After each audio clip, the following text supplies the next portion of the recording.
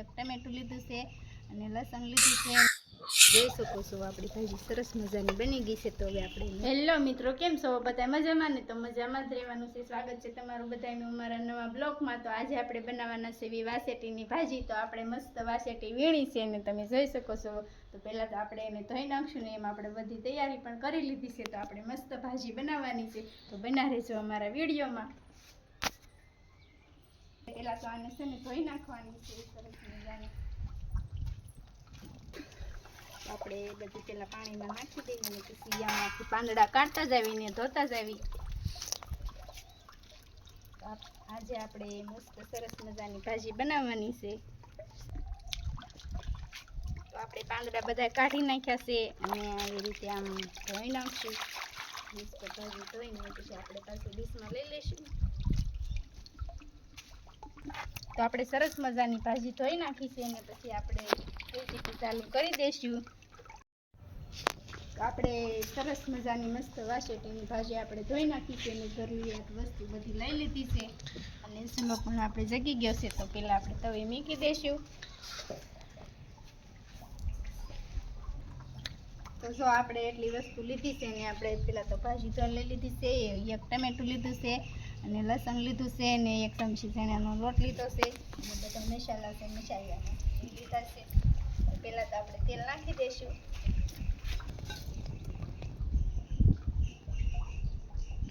હવે આપણે તેલ નાખી દીધું। હવે આપણે વઘાણી નાખી દઈશું।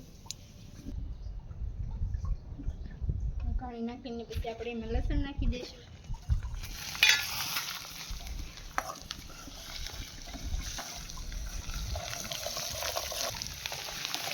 તો થોડીક લસણ આપણે સડવા દઈશું ને પછી આપણે એમાં વાસેટી નાખી દઈશું। તો આપણે સિંગ તેલ છે એટલે આમાં ફીણા બહુ વળે, લસણ પણ નથી દેખાતું। તો આપણે લસણ સડી ગયું છે તો હવે આપણે એમાં ભાજી નાખી દઈશું। આપણે બધી ભાજી એમાં નાખીને પછી મિક્સ કરી નાખશું। તો આપણે બધી ભાજી એમાં નાખી દીધી છે તો આપણે બધું મિક્સ કરી નાખશું સરસ મજાનું।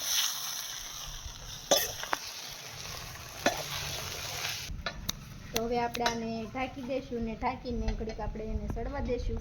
હજી સડે ત્યાં સુધીમાં આપણે ટમેટું કાપી લઈશું।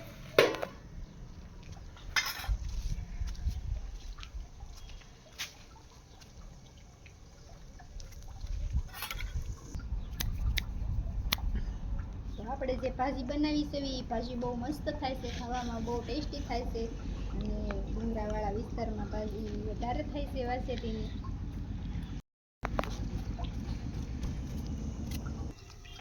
તો આપણે ટમેટું કાપી લીધું છે તો હવે આપણે આ ભાજી જોઈ લઈશું। ભાજી પણ આપણી ગળી ગઈ છે અને કલર કેવો ખૂબ બદલાઈ ગયો છે।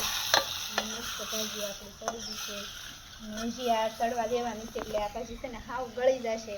પછી આપણે એમાં ટમેટું નાખી દઈશું અને છે ને ચોમાસાનું પેલું શાક છે આપણું મસ્ત મજાની વાસેટીની ભાજી અને મસ્ત બનાવવાની છે આપણે।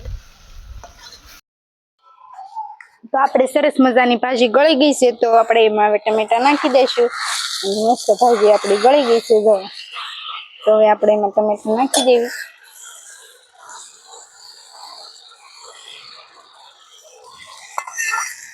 ટમેટા નાખીને આપણે એમાં થોડું માથું મીઠું નાખી દઈશું સ્વાદ પ્રમાણે।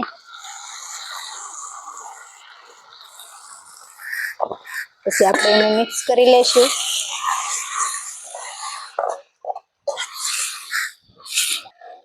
તો આપણે હવે ઢાંકીને ઘડીક આને સડવા દઈશું। ટમેટા સડી જાય પછી આપણે એમાં ચણાનો લોટ ને બધો મસાલો નાખી દઈશું।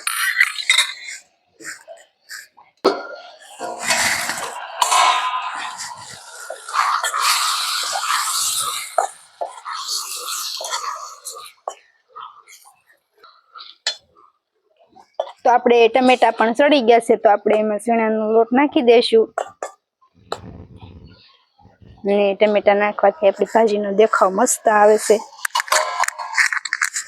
તો આપણે એમાં ચણાનો લોટ નાખી દઈશું। ચણાનો લોટ નાખી અને ઘડીક આપણે એને સડવા દેવાનું છે।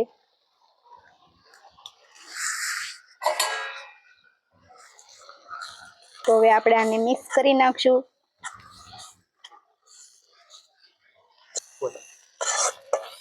અને હવે આપણે એમાં હળદર નાખી દઈશું.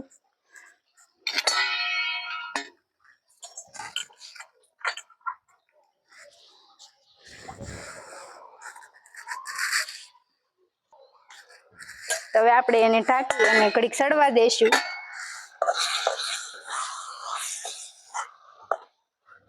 તો આપણે હવે એને ઢાંકી અને મેકી દીધું છે સડવા, એટલે તેલ છૂટું પડે ત્યાં સુધી આપણે એને સડવા દઈશું ને પછી આપણે એમાં ચટણી નાખી દઈશું. તો આપણે બધી વસ્તુ મસ્ત સડી ગઈ છે, તો હવે આપણે એમાં ચટણી નાખી દઈશું.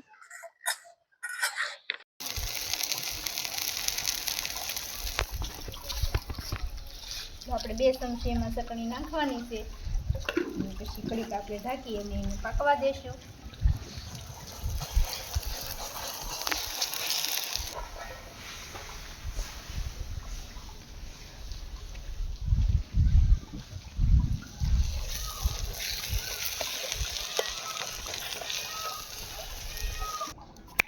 તો આપણે એમાં થોડુંક અડધી વાટકી જેટલું આપણે એમાં પાણી નાખી દઈશું. પાણી નાખીને આપણે એમાં ઢાંકીને થોડીક સડવા દઈશું. આપણે મિક્સ કરીને પછી ઢાંકીને આપણે એને 5 મિનિટ માટે સડવા દઈશું.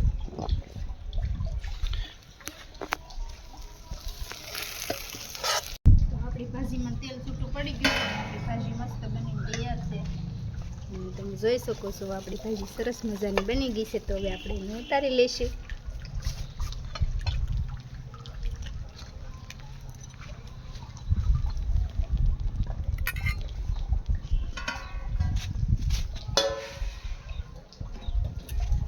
આપણે એમાં ધાણા જીરું નાખી દઈએ, પછી આપણે એમાં કોથમરી નાખવાની છે કાપીને. કોથમરી નાખી દઈશું.